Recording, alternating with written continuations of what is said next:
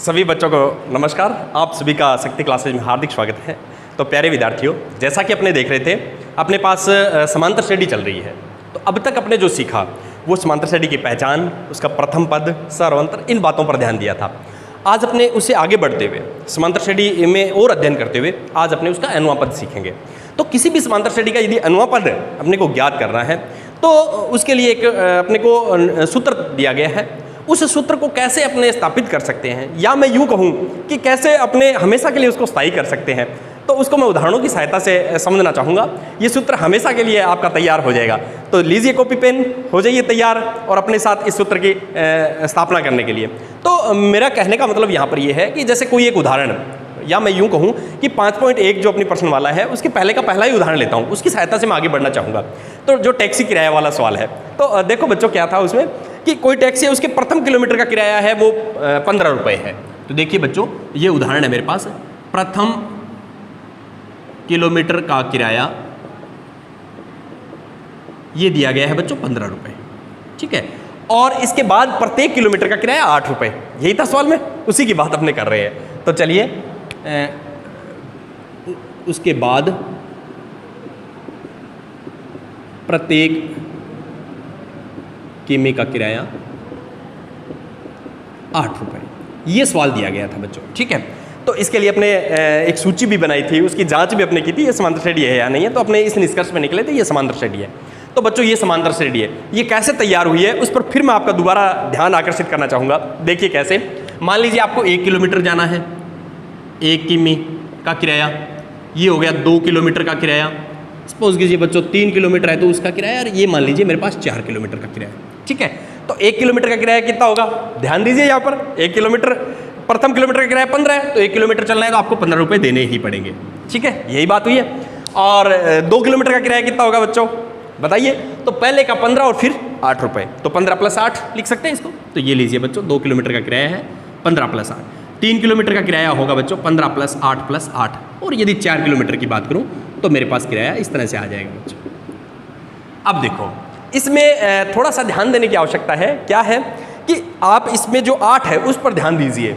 8 की क्या पोजीशन रहती है, 15 तो हर बार आ रहा है, ठीक है। 8 की क्या पोजीशन है, तो ध्यान से यदि देखते हैं तो मैंने ये निष्कर्ष निकाला इसमें कि यदि 4 किलोमीटर की बात करता हूँ तो 8 3 बार आता है। ध्यान दीजिए मेरी बात पे। यदि 4 किलोमीटर की बात करता हूँ तो 8 कितनी बार आता है, 3 बार आता है। तो फिर यदि मैं 3 किलोमीटर की बात करूँ तो 8 कितनी बार आएगा, 2 बार आएगा। और यदि मैं 2 किलोमीटर की बात करूँ तो 8 कितनी बार आएगा, 1 बार आएगा। और यदि मैं 1 किलोमीटर की बात करूँ तो 8 नहीं आ रहा है, उसमें 8 की पुनरावृत्ति वो नहीं हो रही है। तो मेरा कहने का मतलब ये हुआ यहाँ पर कि 8 जो है ना, वो जितने किलोमीटर चल रहा है उससे 1 कम रह रहा है। यही बात है ना, मुख्य निष्कर्ष तो अपना यही निकला है कि 8 है वो क्या है कि 4 किलोमीटर चलना है तो 8 3 बार आ रहा है, ठीक है। देखिए अब मैं इसको ऐसे भी लिख सकता हूँ, इसको मैं ऐसे लिख सकता हूँ 15 + 3 × 8, ये 8 है वो 3 बार है, ठीक है।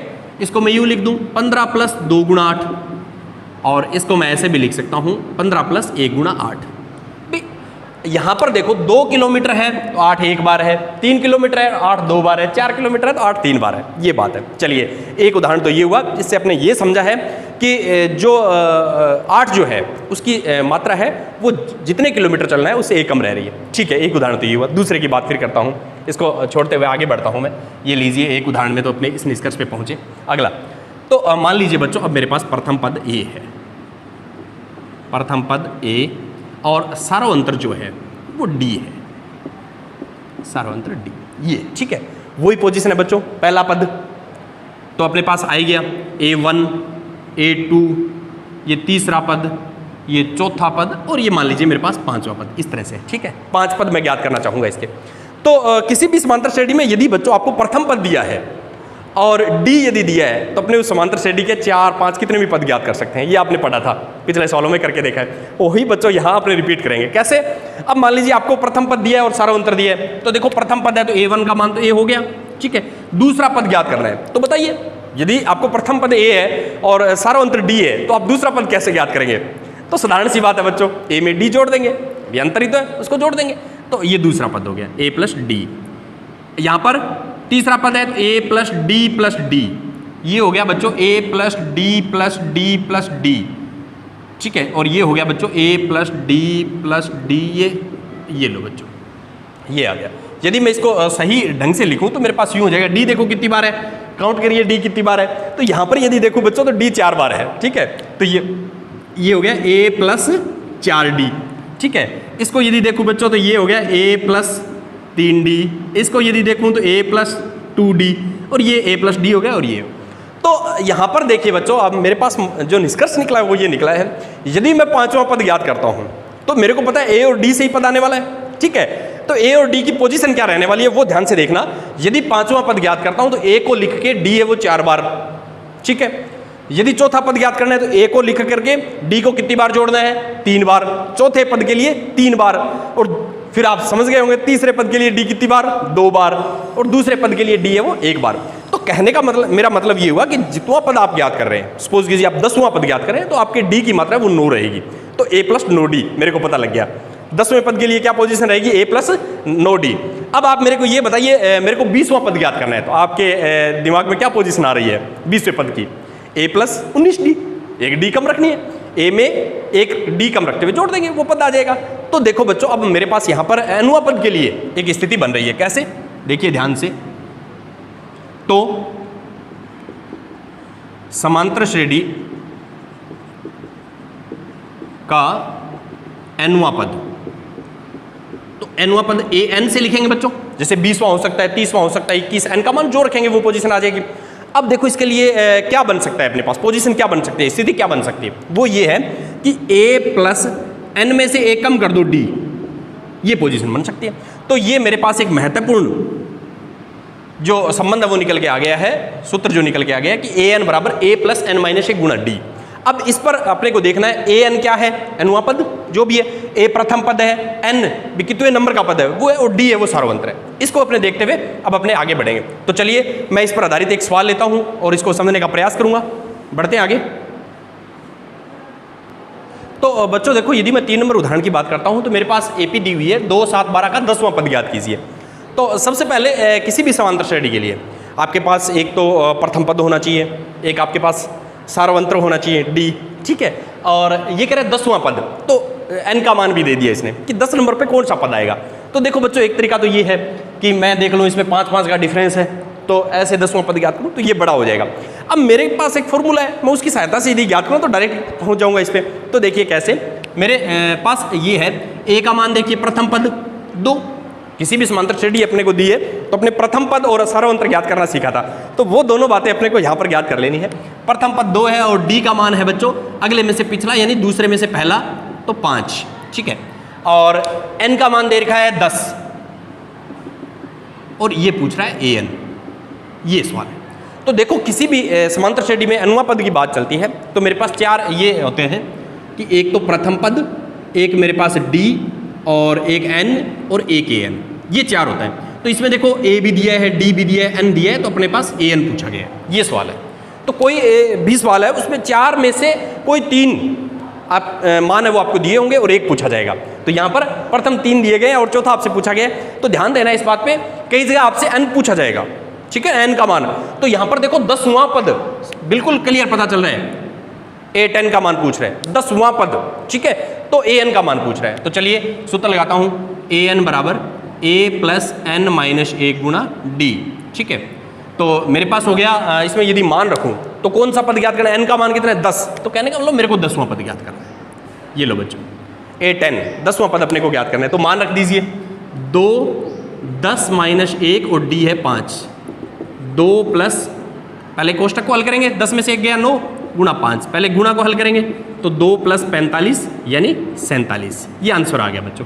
तो इस तरह से आपने किसी भी समांतर श्रेणी के लिए जो nवां पद है वो ज्ञात कर सकते हैं। तो मैंने 10वां पद ज्ञात कर लिए, तो कहने का मतलब मेरे पास a10 पूछा गया था, मैंने इस फॉर्म में यदि देखा है तो मेरे पास an है वो पूछा गया है। चलिए बढ़ते हैं, अगला सवाल लेते हैं। तो देखो बच्चों, अगला सवाल है, यदि मैं देखूं एग्जाम्पल नंबर 4 है, 21, 18, 15 का कौन सा पद -81 है। ध्यान दीजिए, यहाँ पर सवाल कुछ थोड़ा सा लगा है पर बहुत अच्छा सवाल है। अब देखो, इसमें किसी समांतर श्रेणी है उसके लिए अपने a और d ज्ञात कर सकते हैं, क्योंकि अपने 5.1 में बहुत बार करके देखा है। तो चलिए उसी को लेते हुए आगे बढ़ते हैं। तो मैं हल करता हूँ इसको। तो a का मान आ गया बच्चों 21, d का मान है दूसरे में से पहला पद घटा के देखना, तो -3 आ गया बच्चों। क्योंकि ये कम होती हुई समांतर श्रेणी है, ठीक है। और कौन सा पद -81 है, यहाँ पर ध्यान दीजिए, कौन सा पद, ये नंबर पूछ रहा है आपसे, कौन सा पद। इट मीन्स ये कह रहा है कि n क्या होगा, -81 वो कितने नंबर पे होगा। सवाल समझ में आया ना, है ना रोचक सवाल। तो ये कह रहा है n है वो क्या होगा, जबकि an है वो -81 है। ध्यान दीजिए, क्योंकि मैंने पहले भी आपको बताया था 4 स्टेप है अपने पास, a d n और an। तो अपने पास देखो यहाँ पर ये पूछा गया है, n पूछा गया है, बाकी सब दिए गए हैं। तो किसी भी सवाल को ध्यान से आप पढ़ेंगे, आप इसमें ये नहीं है कि n का मान -81 मान ले, ये गलती हो सकती है। तो इस पर थोड़ा सा आप ध्यान देके चलेंगे तो बिल्कुल अपने सफल होंगे इस सवाल में। तो चलिए बच्चों, अब मैं इसमें देखूं तो मेरे पास an का वही एक रिलेशन जो दिया हुआ है ये है। अब देखिए an का मान -81, a 21, n पता नहीं है अपने को, d का मान -3।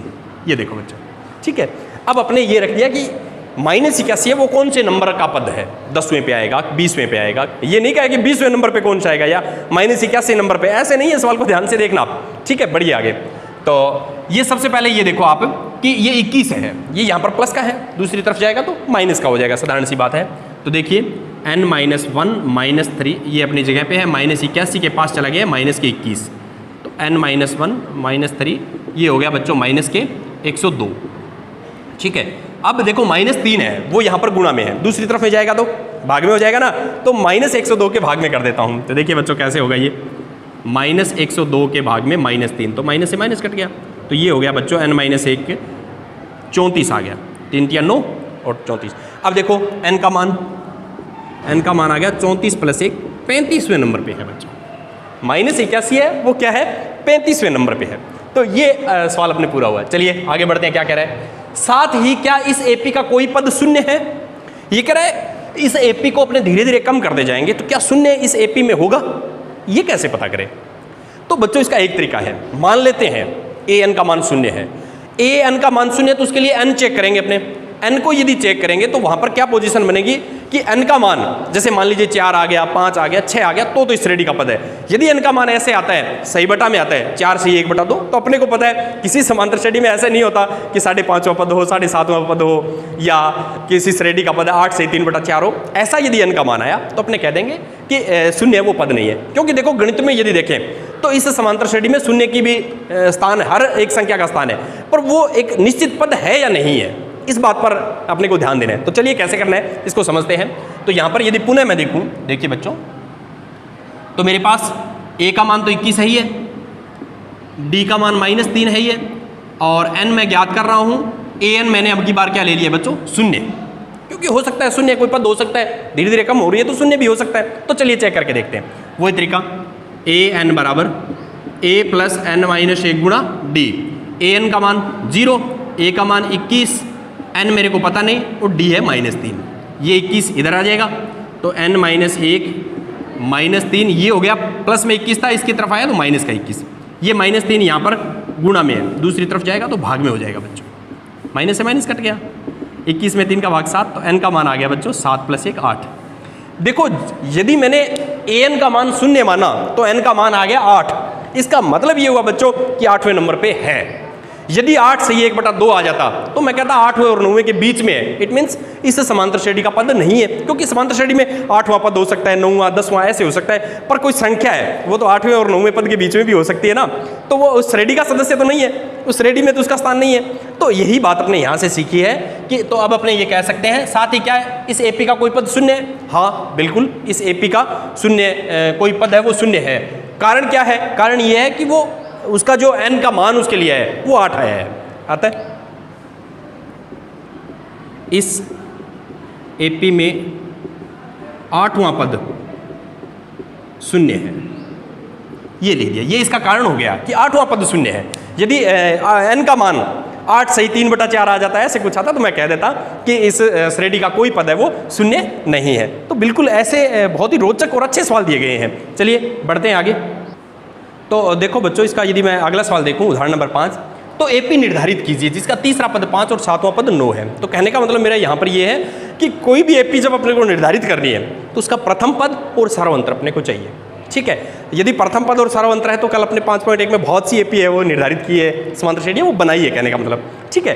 तो आज अपने पास क्या हुआ है कि एपी तो निर्धारित करनी है, परंतु तीसरा पद 5 और सातवां पद 9 है, इस तरह से दे दिया है सवाल। चलिए ऐसा सवाल आए तो कैसे उसको सोल्व करना है ये ध्यान से देखना है। तो देखिए बच्चों, तीसरा पद 5 है, यहां से ध्यान दीजिए, तीसरा पद 5, तो इसका मतलब ये हुआ, कहने का मतलब ये है कि तीसरा पद 5 है और सातवां पद 9, यानी A7 का जो मान है वो 9, यही अपने लिखते हैं। अब देखो तीसरा पद है, तो इसमें यदि मैं समांतर श्रेणी यदि देखूं, समांतर श्रेणी के व्यापक पद की यदि बात करूं, तो तीसरा पद है तो इसके लिए d कितनी बार आएगी बच्चों? 2 बार आएगी ना। तो इसको मैं a+2d लिख सकता हूं। a+2d का मान है वो 5 है, a+2d बराबर 5, और इसके लिए लिखूं बच्चों तो a+6d बराबर 9, क्योंकि व्यापक पद की यदि बात करें तो d है वो एक कम रहती है, ठीक है। सातवां पद है तो a+6d लिखेंगे इसको, और यदि आपके पास तीसरा पद है तो a+2d लिखेंगे। इस तरह की पोजीशन आपके पास बनेगी। ये देखो समीकरण 1 और 2। अब अपने को यहाँ से 2 रिलेशन आ गए हैं a और d में, 2 चर वाले रेखिक समीकरण है युग्म में, ठीक है। उसको कैसे सोल्व किया जाता है? तो यहाँ पर यदि मैं देखूँ तो आप समीकरण 2 में से समीकरण यदि 1 घटाएंगे तो आपके पास d का मान है वो आ जाएगा। कैसे? देखिए समीकरण 2 में से 1 घटाने पर, तो देखिए बच्चों 2 ये है a+6d बराबर 9 और ये है a+2d बराबर 5। घटाने का क्या मतलब होता है? घटाने का मतलब होता है बच्चों निशान चेंज कर देना, नीचे के निशान चेंज कर दो। कोई भी बहुपद है, कोई भी व्यंजक है, उसको घटाते हैं तो क्या करते हैं? उसके निशान चेंज करने होते हैं, निशान चेंज करके उसको जोड़ दो। तो ये प्लस है तो माइनस माइनस और ये माइनस, तो ये प्लस का a और माइनस का a कैंसिल हो गया। 6d में से 2d चले गए 4d, और 9 में से 5 चले गए 4। तो मेरा कहने का मतलब यहाँ से d आ गई है बच्चों 4/4 यानी 1। d का मान तो मिल गया अपने को 1। अब अपने को क्या चाहिए? अपने को सिर्फ a चाहिए, क्योंकि a और d है तो आप समांतर श्रेणी निर्धारित कर सकते हैं। तो अब एक विचार आया है मेरे दिमाग में कि देखो बच्चों ये 2 चर वाले रेखिक समीकरण है, ठीक है। तो उसमें यदि एक चर का मान आ गया तो दूसरे का ज्ञात कर सकते हैं। ये d का मान 1 जो है वो चाहे इसमें रख दो चाहे इसमें रख दो, a का मान भी आ जाएगा। तो चलिए ये भी कीजिए। तो समीकरण 1 से मेरे पास हो गया a+2d 2 गुणा 1 बराबर 5, a+2 बराबर 5। इसका मतलब a का मान 5 - 2 यानी 3। तो ये देखो बच्चों मेरे पास a का मान भी आ गया 3, d का मान आ गया 1 और a का मान आ गया 3। तो आपको समांतर श्रेणी बनानी है। अतः AP, तो प्रथम पद 3 में क्या जोड़ना है बच्चों? 1 जोड़ना है। तो 4 5 6, ये वो आपकी AP बन गई है। तो इस तरह से भी आपके पास सवाल आ सकता है। बहुत ही अच्छे सवाल हैं, छोटे छोटे सवाल हैं, रुचिकर सवाल हैं। तो ध्यान से यदि आप इनको देखोगे तो समझ में भी आपको बहुत आसानी से आएंगे। चलिए बढ़ते हैं अगले सवाल की ओर। तो देखो बच्चों अगला सवाल है 6 नंबर सवाल है। क्या संख्याओं की सूची दे रखी है 5, 11, 17, 23 का कोई पद 301 है? ऐसा सवाल आए तो वही तरीका बच्चों जैसे शून्य वाला आपने चेक किया था कि अपने को ये चेक करना है कि क्या ये 301 इसका कोई पद है क्या। तो अपने क्या करेंगे, यदि an ये है तो इसके लिए n चेक करेंगे, n का मान क्या होगा। इस an के लिए n का मान धनात्मक पूर्णांक होना चाहिए। यदि n का मान धनात्मक पूर्णांक है तो ये पद होगा, अन्यथा नहीं होगा। तो इसको an मानते हुए अपने n ज्ञात करेंगे। तो देखो बच्चों वही पोजीशन बन गई है, a ज्ञात है, d ज्ञात है, an मान लिया है तो n चेक करना है। तो कहने का मतलब मेरे पास वही पोजीशन बन गई है पहले वाली, a d n और an। तो अपने को यहाँ पर n ज्ञात करना है ये वाला, ठीक है। तो पहले जैसा ही सवाल बन गया, पहले भी ऐसे सवाल किए। तो चलिए बच्चों शुरू करते हैं हल। a का मान 5 है बच्चों, d का मान 11 - 5 6, और an का मान, या यूं कहूँ कि क्रम से लिखें तो n अपने को पता नहीं है और an दे रखा है 301, ठीक है। इस an के लिए n अपने को ज्ञात करना है। n का मान यदि धनात्मक पूर्णांक आता है तो ये इस श्रेणी का पद है, अन्यथा नहीं है। तो चलिए शुरू करते हैं सवाल को। तो an का यदि मैं देखूँ a + n - 1 गुणा d, ये हो गया बच्चों 301। 5 + n का पता नहीं है, d है 6, ये 5 इधर चला आएगा बच्चों, ठीक है। यहाँ पर प्लस का 5 है, इधर आएगा तो माइनस का 5 हो जाएगा। तो चलिए कैसे, n - 1 गुणा 6 अपनी जगह पे है, 301 अपनी जगह पे, माइनस का 5, n - 1 6, ये हो गया 296, ये उधर चला जाएगा, 6 यहाँ पर गुणा में दूसरी तरफ जाएगा तो भाग में हो जाएगा, ठीक है। ये देखो बच्चों, तो यहाँ से यदि देखूँ तो इसका आधा तो हो गया 3 और इसका आधा हो गया बच्चों मेरे पास 1 4 और 8 148, ठीक है। अब यदि देखें तो n - 1 बराबर 148/3, या यूँ कहूँ कि n बराबर 148/3 + 1, या मैं यूँ कहूँ कि n बराबर 3 लघुत्तम आ गया, 148 + 3 n बराबर 151/3। देखो n का मान है वो धनात्मक पूर्णांक होना चाहिए, धनात्मक है परंतु पूर्णांक नहीं है। अब 151/3 ये कोई पद होता ही नहीं, तो अपने कह सकते हैं कि 301 की श्रेणी का कोई पद नहीं है। अतः n का मान धनात्मक पूर्णांक नहीं है, ये कारण भी दे दिया बच्चों। अतः 301 इस AP का पद नहीं है। तो बच्चों ये कारण भी आपको पता होना चाहिए, n का मान यदि धनात्मक पूर्णांक आए तो वो इस श्रेणी का सदस्य होता है an, और यदि उस an के लिए n का मान धनात्मक पूर्णांक नहीं है तो वो इस श्रेणी का सदस्य नहीं है। चलिए बढ़ते आगे। तो अगले सवाल की यदि मैं बात करूं, 7 नंबर उदाहरण है, 2 अंकों वाली कितनी संख्याएं 3 से विभाज्य है।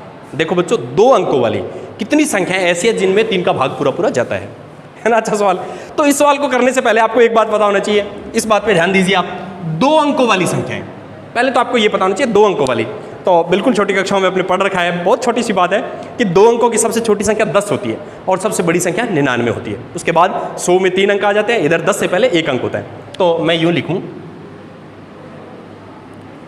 2 अंकों वाली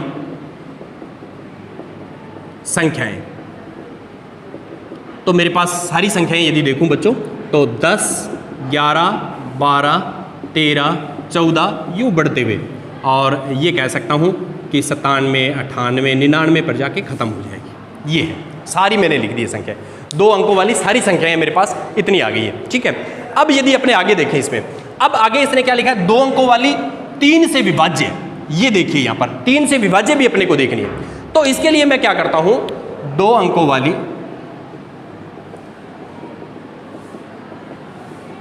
3 से विभाज्य, यानी जिसमें 3 का भाग पूरा पूरा जा रहा हो। अब इसमें से निकालेंगे वो संख्याएं, तो देखो इसमें 3 का भाग नहीं जा रहा इसमें, तो ये संख्या है 12, 12 के बाद 15, 15 के बाद 18। अब देखिए बच्चों इसमें 3 का जा रहा है तो लास्ट संख्या 99। ये मैंने 3 से विभाज्य संख्याएं निकाल ली, इसमें से जो टोटल संख्याएं थी उसमें ये संख्याएं वो 3 से विभाज्य है। अब सवाल क्या कहता है वो ध्यान से देखना है, कितनी संख्याएं, ये कह रहा है ये सारी कितनी संख्याएं हैं, तो इसका कैसे पता करें ये सारी कितनी संख्याएं है ना। सवाल रोचक, तो बिल्कुल पता कर सकते हैं अपने। कैसे, देखो एक तरीका बताता हूँ। ये एक समांतर श्रेणी है, ठीक है, अपने को पता लग गया कि कोई भी टेबल होती है 3 का पहाड़ा है जो वो समांतर श्रेणी है, ये समांतर श्रेणी है। इसमें अपने ये करेंगे कि समांतर श्रेणी में अंतिम पद 99 है, ये परिमित समांतर श्रेणी है। 99 कितवें नंबर का पद है, सपोज कीजिए 20वें नंबर का पद है तो इसमें 20 पद होंगे सारी। ये यदि 25वें नंबर का पद है तो इसमें सारे 25 पद होंगे। तो अपने को सिर्फ यही है n का मान ज्ञात करना है। देखो सवाल को कितना अच्छे तरीके से प्रस्तुत किया गया है, सिर्फ पूछा गया है इसमें n का मान ही, परंतु पूछने का तरीका देखो क्या है। सवाल वैसा ही है जैसे अपने पहले कर रहे थे। चलिए शुरू करते हैं। a का मान 12, d का मान 15 - 12 3, n पूछा गया है और an दे रखा है बच्चों 99। सवाल वही है, यही मैंने आपको बताए थे, 4 हैं उनमें से 3 दिए जाएंगे, मान आपको 1 पूछा जाएगा, तो वही है बच्चों, n ही पूछा गया है इसमें, पर पूछने का तरीका कुछ अलग है। तो चलिए शुरू करते हैं इसको। an बराबर a + n - 1 गुणा d, तो ये हो गया बच्चों 99, 12 + n - 1 और ये हो गया 3। ये 12 यहाँ पर प्लस का है, दूसरी तरफ लेके जाए इसको पहले। तो ये देखो अपनी जगह पे है, 99 में से 12 चले गए हैं बच्चों, तो n - 1 गुणा 3, ये हो गया बच्चों 87। ठीक है, n - 1 87 में 3 का भाग चला गया बच्चों। ठीक है, तो देखिए बच्चों क्या बनेगा मेरे पास, 87 में यदि मैं 3 का भाग दे दूँ तो मेरे पास बन जाएगा 3 दूनी 6 और 9 तिया 87, 9 तिया 27। ठीक है, तो n का मान कितना आ गया बच्चों, 29 + 1, यानी n का मान कितना है 30। तो यहाँ पर तो अपने जो निष्कर्ष निकला है ना वो ये निकला है कि 99 है वो 30वां पद है, तो 99 इसका अंतिम पद है। अतः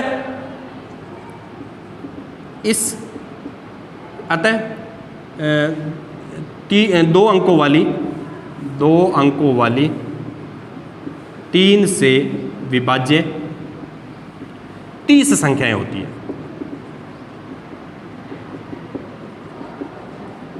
ये देखो बच्चों, इस तरीका वही है, सवाल जो हर बार कर रहे थे वही है, परंतु ये इसका पूछने का तरीका बहुत ही अलग है और बहुत ही अच्छा तरीका भी है। इस तरह के सवाल ही परीक्षा में आते हैं, तो बिल्कुल आप इस सवाल को समझ गए होंगे। चलिए लेते हैं अगला सवाल। तो इस तरह से बच्चों अपने 7 जो उदाहरण हैं 5 पॉइंट दो के वो पूरे किए। और मेरा विश्वास है कि समांतर श्रेणी है उसमें 4 जो बातें थी AN और D, ठीक है, उनको ज्ञात करने में कोई 3 दे करके यदि आपसे एक अलग पूछी जाए तो आप बिल्कुल बता सकते हैं। तो मेरा विश्वास आपको समझ में आया होगा। तो बिल्कुल मिलते हैं अगले वीडियो में अगली कक्षा के साथ, तब तक के लिए धन्यवाद।